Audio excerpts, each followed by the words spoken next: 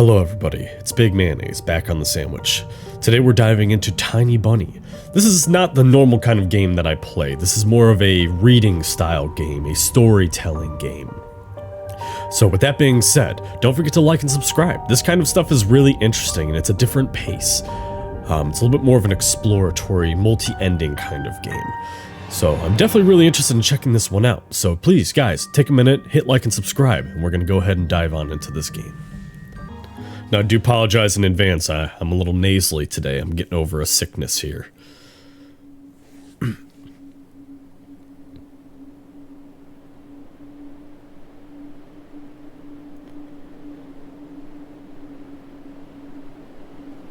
The wind clawed at my window all night long.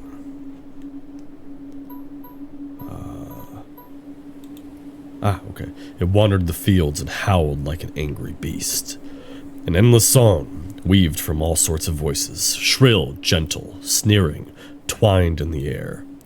They were shouting and laughing, and arguing about something. Someone was running through the snow while casting long shadows that would occasionally creep close to my bed. Our house had a mind of its own, the creaking old mind of a building that had seen a lot in its days, and was seemingly trying to share its wisdom with the inhabitants. The lonely house faced the forest, and the dark green thicket gazed back with its hollow eyes, rustling, whizzing, swinging back and forth. One could come out and stand at the edge of the forest to reassure themselves there was nobody behind the crooked trees. Fuzzy silhouettes swaying in the wind couldn't possibly do any harm. It's just a play of light and shadow. Just a play. I knew it was just my imagination. I was already 12 after all. Still. Oh. I didn't notice the background there, but there's like a little raccoon or a wolf. Episode 1, The Owl Will Arrive.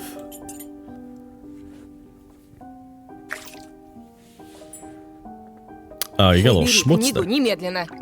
Whoa. I forgot. So this game is actually in Russian. Let's go ahead. not that I'm not enjoying the voices, and I definitely should learn more of like a Russian accent for, you know, purposes.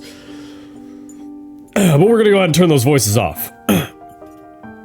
Mom, hey, put your book away. How many times have I told you not to read at the table? It's bad for your health. Look at how slouched you are. Hide. Oh, okay, a little bit more interactive. I didn't protest, and I put the book about Conan the Barbarian aside. I was stuck in a line I couldn't understand after reading it 3 times anyway. Olya had already finished her breakfast and was munching on some cookies. She was so enthusiastic, she almost looked like your typical girl from commercials. You're not going anywhere until you finish all of it. I, on the other hand, was still trying to drill a hole into the plate with my eyes, as if it would make the porridge disappear. Hazy anxiousness welled up inside, all because of the previous sleepless night, the black forest around our house, and the gloomy wind. The longer I waited, the colder the lumpy white substance became. And it looked like a jellyfish from the Cousteau Odyssey. I love that show. I wonder how horrifying the bottom of the ocean is, or how cold the black forest is at night. The spoon fell out of my hand. My mom showered me with a cold glare from her green eyes. What did I say? I'll get it. I had 10 seconds to catch my breath from battling the nasty porridge once again. I felt around for the spoon. What is this, carved on the other side of the table? Karina. Ha! That's my mom's name. I guess she carved it out with something pointy when she was little. She sure was a rascal, damaging the furniture like that. She would scold me for a week if I did something similar, though. Should I remind her about it? No. She's in a bit of a bad mood lately. I imagined her being my age, sitting underneath this table. I wonder, was Mom afraid of the dark back then? Or the sounds coming from the attic? Or the thick forest? I imagined my grandma coming into my little mom's room, sitting at the edge of her bed where Olya sleeps nowadays, and saying in her soft, smooth voice, Taiga is a special place, little girl. It's watching you closely, sniffing you out, trying to discern what kind of beast you are. If you're a good sort, it won't abandon you in times of trouble. But if you're a bad apple, it'll grab you by the side and drag you under the ground. And that would be it. Grandma was caring. She never fought with anybody, never yelled, never swore. Those were the times without the meddling screams until late at night, without smashed dishes and mutual accusations. Our parents used to love each other back then. I remember listening in on one of their conversations by chance. They were talking about Grandma getting prepared for her funeral. She had already bought a casket, and she called it her cute funeral box. It waited for its time in the closet, patiently. It was black, upholstered with meat. Oh my god, let me start that one again. It was black, upholstered with meat-colored material on the inside. I saw it when my grandmother was getting buried. The house hasn't changed since the time she was alive. Only all the photos were gone. Glass-covered pictures with gray faces of my ancestors. They all had a dead, but watchful look in their eyes. I crawled out from underneath the table. Olia was done with her cookies and was looking at my share like a sly woodland critter. I had turned my gaze toward the frosted window. There were a lot of dark pines outside, but they didn't grab my attention. The pattern of frost formed a picture on the glass. Olia, look, it's a fox.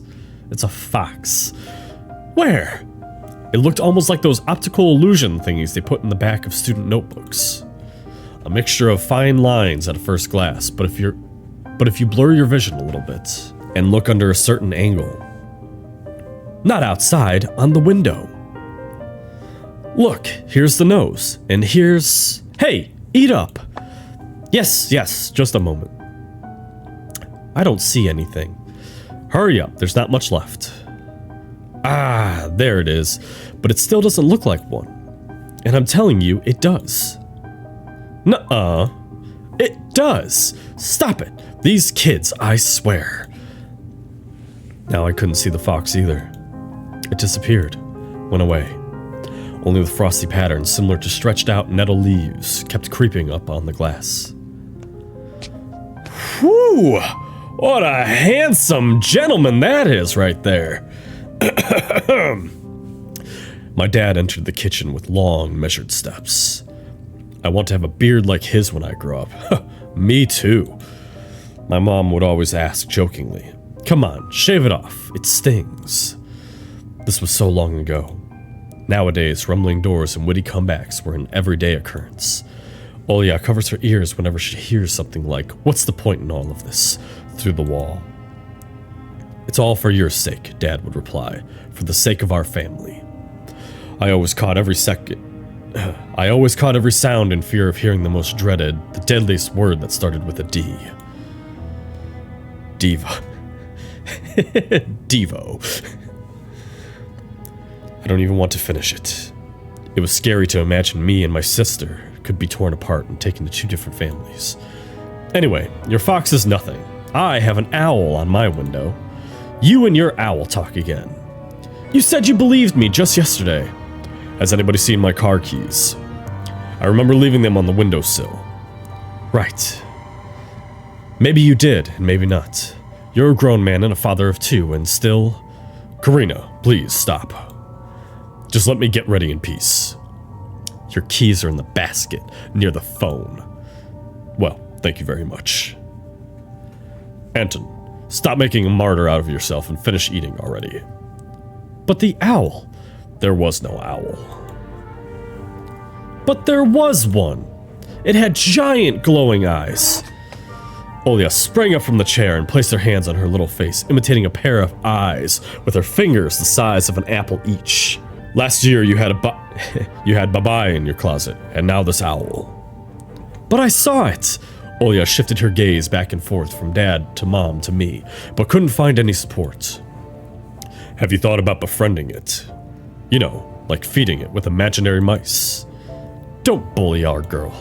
She's just afraid to sleep alone because she's still little. Olia pouted her lips in rebellion and rushed into the hallway. The staircase that had led to the second floor creaked. Mom gave Dad a strict look.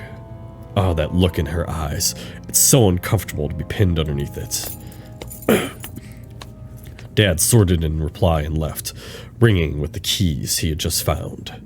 A minute had passed, and the theme song from The Little Mermaid echoed through the house. It was stored on an incredibly worn-out cassette tape, which Dad had already had to glue once. It's so easy to fix objects by gluing them back together, for example. But how do you even fix a relationship? Mom moved to the living room, and I was left alone, anxiously stealing glances at the window. Olia had trouble sleeping ever since we moved into this house.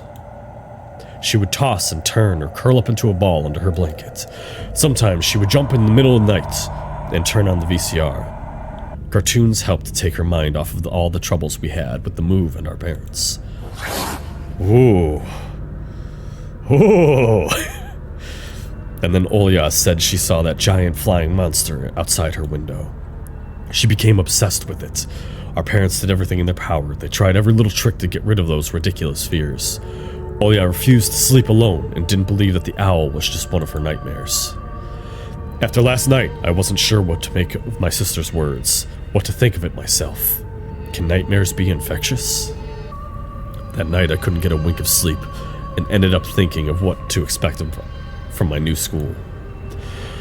There were a couple of days left before the beginning of a new term. My imagination drew long, twisted hallways that led to classrooms full of kids. But all the students behind their desks were simply dark figures, cut out using a template. Circular holes gaped in the middle of their faces, and pairs of eyes blinked inside those holes. It was as if some completely different creatures were looking at me from behind the flat black silhouettes. Their cruel glances, filled with icy sneers, made me shiver from head to toe. Will I even survive here?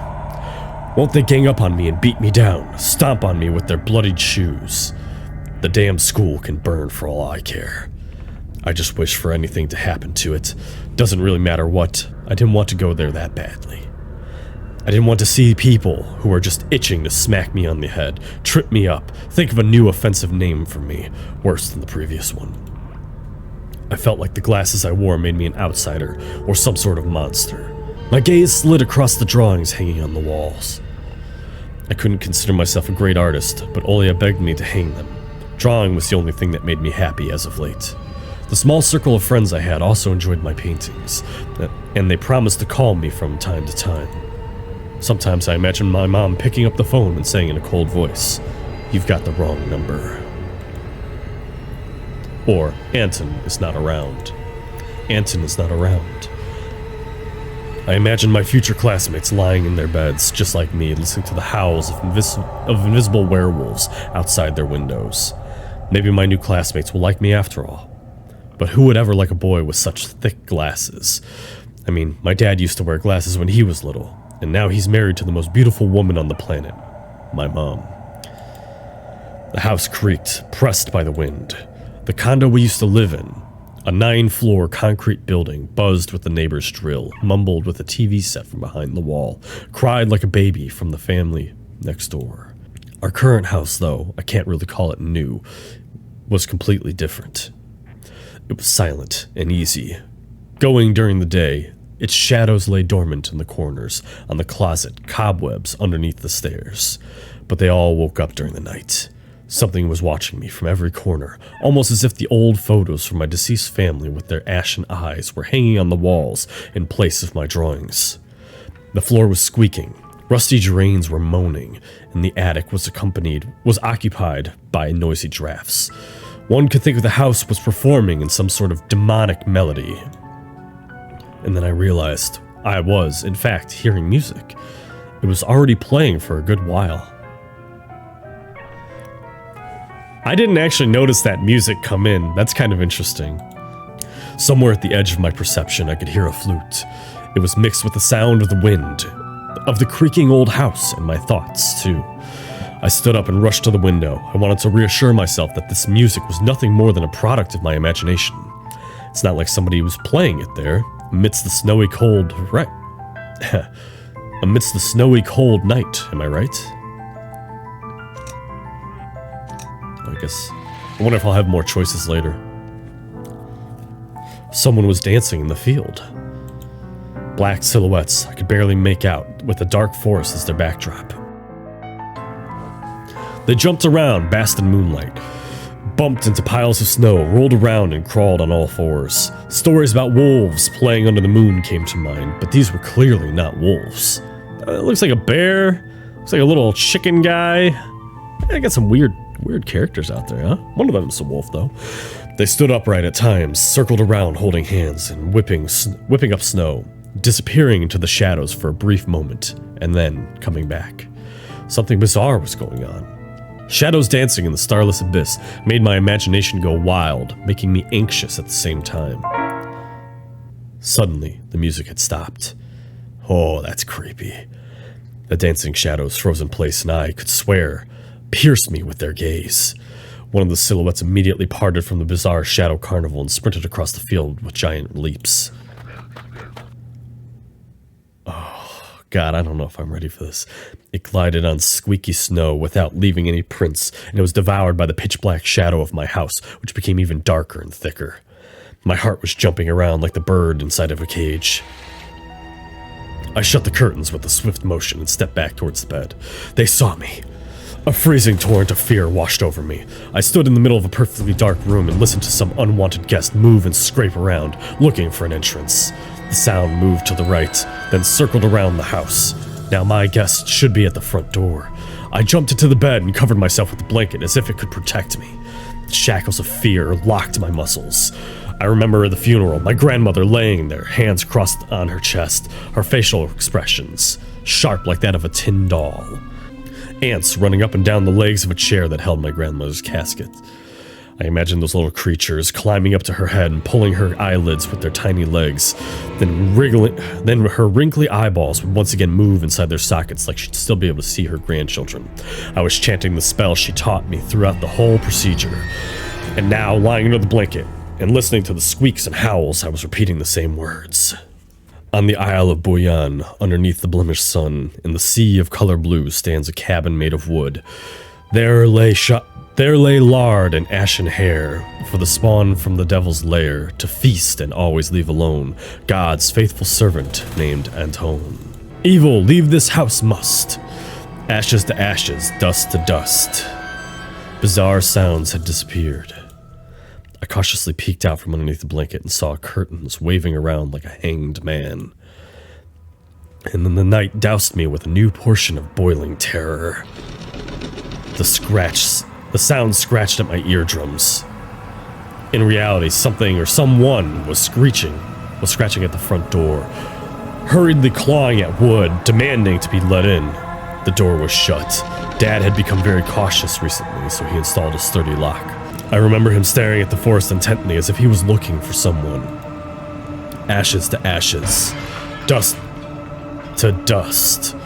I hugged my knees, placing my chin between them, and drilled the floor with my eyes. It was so flimsy and weak before the night of darkness. And then... oh no, I don't like that. The doorknob twitched slightly, and then turned halfway, once, twice, as if the person who tried to enter had no hands. The doorknob tilted once more, and then started clicking violently. My jaw cramped from fear, my wet fingers clutched the blanket. Oh, the door creaked and opened. The wind taunted me, moaning inside the tin drains. Now you'll see. The door was wide open. The darkness writhed inside the carnivorous mouth of a doorway. Sha. It was as if the night itself was calling out to me, flapping its black wings and squeaking with rusty hinges. I was trembling, ensnared by the web of darkness that hung in the corners of my room, waiting for the one who weaved it to come out of the gaping black hole.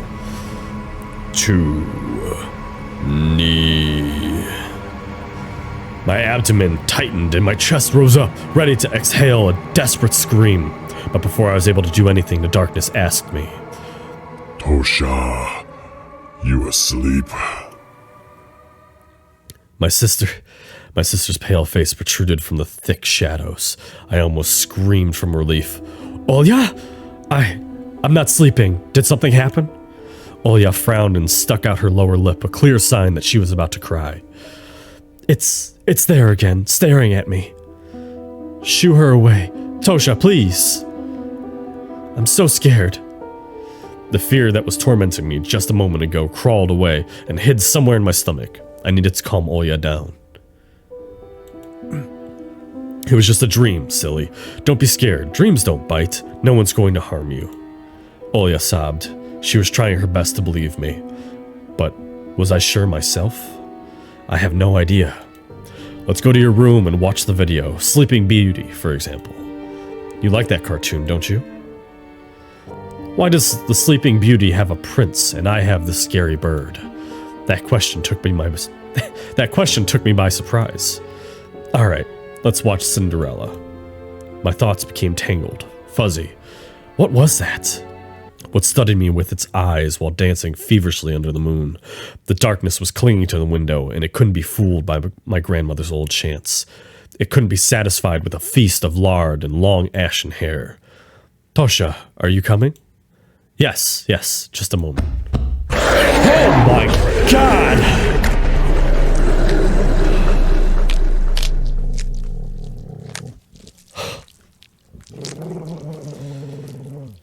Oh, no.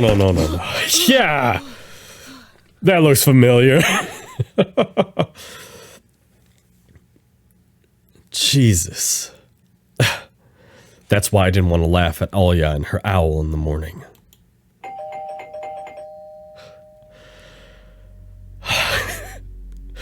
I want you guys to know, I don't play horror games. Alright, I don't play scary games. I'm not a fan of this genre, and I am doing this for Spook-tober, and this is going to be a whole experience for me. Who could be visiting us here in the middle of nowhere? We don't know anyone around here. So persistent. I felt extremely unsettled, just from a silly thought that our morning's guest could have come from the woods. I could barely hear voices from the front door. My mind was urging me to hide. In the closet, under the table, behind the curtains where Olya always hides. Tosha, come here. I felt like kettlebells were tied to my feet, but still dragged them towards the hallway. A couple of policemen towered over me in the doorway. They smelled like frost and worry. My mom always winced and grumbled the moments before she saw patrol cars, worse than bandits. At the moment, though, she looked somewhat confused. Hello. The senior officer who wore a grim expression nodded. A boy had gone missing yesterday. His name is Vova. Look at this, please. Have you seen him? The policeman held out a photograph to me.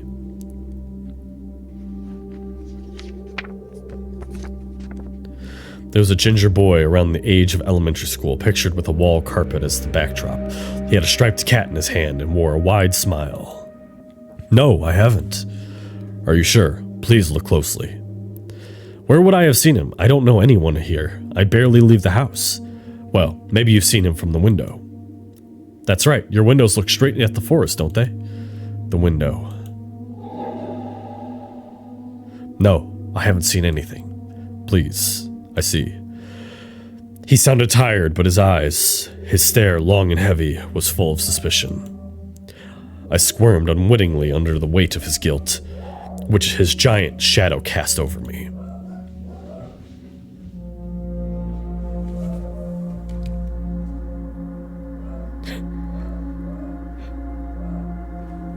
I'll be right back.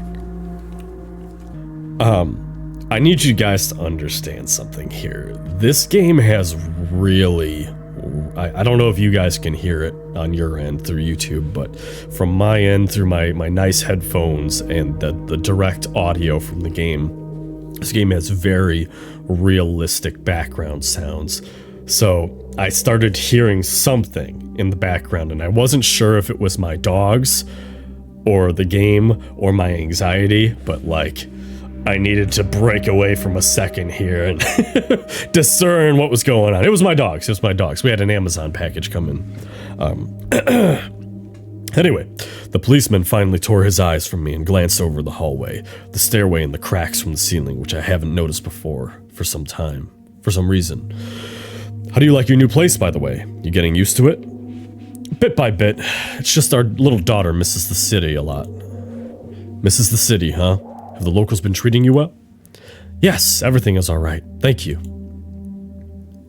The policeman pierced through me one more time with his brown eyes. My head started spinning.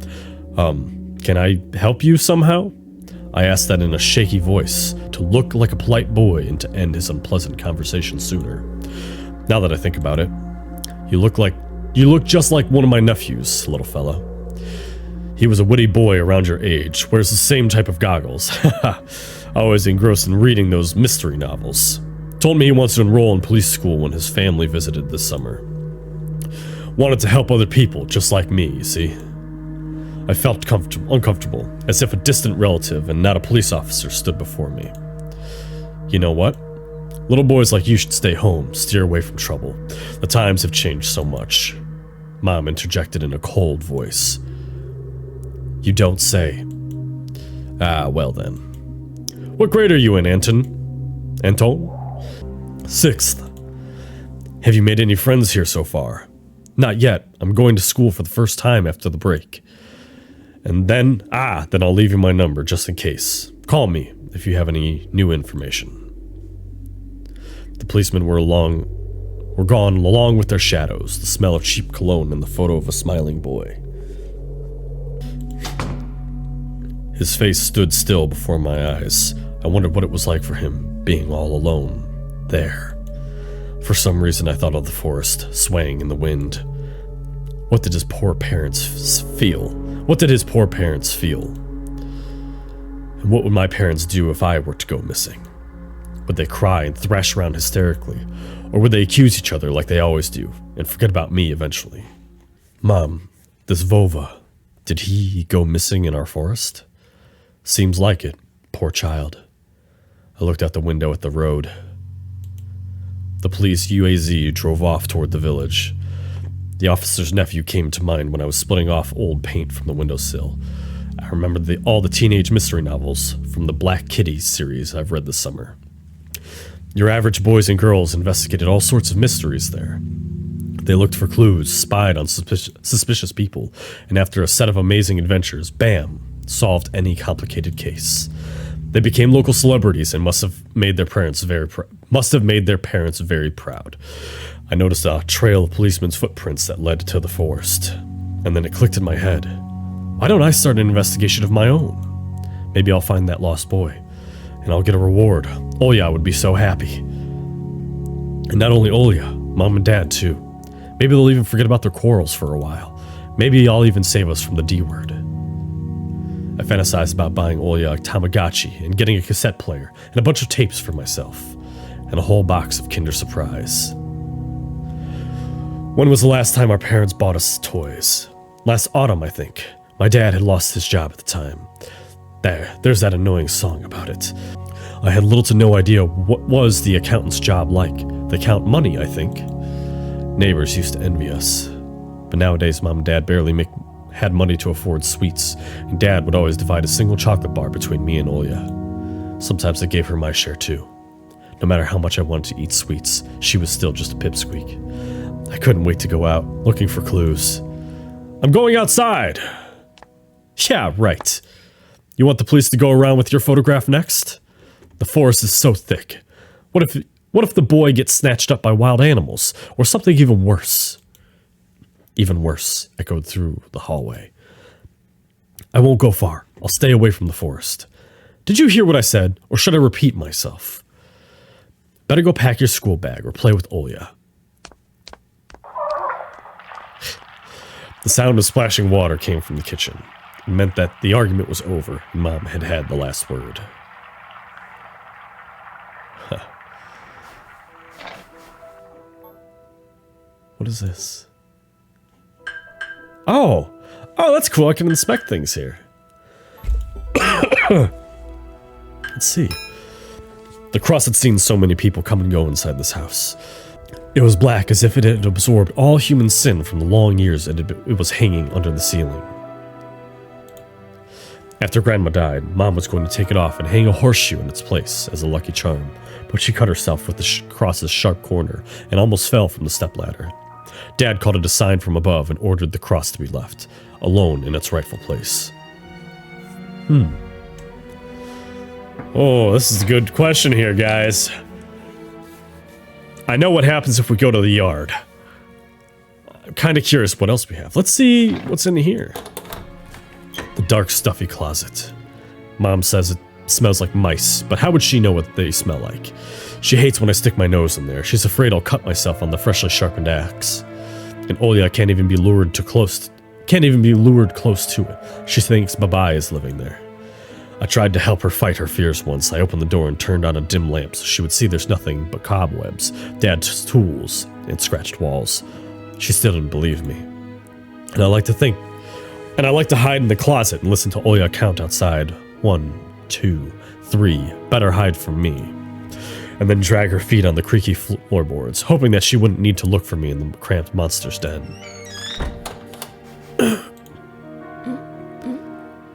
Lie? What? That's just a straight up option. Just lie. Lie to her about what? We don't even have a conversation. Let's see what's in the fridge.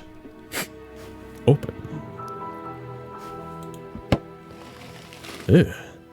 Grandma kept ice cream for me and Olya in there, but now I can only see meat bits for soup and clumped together pelmeni. I grew to hate them already. Nothing else, huh?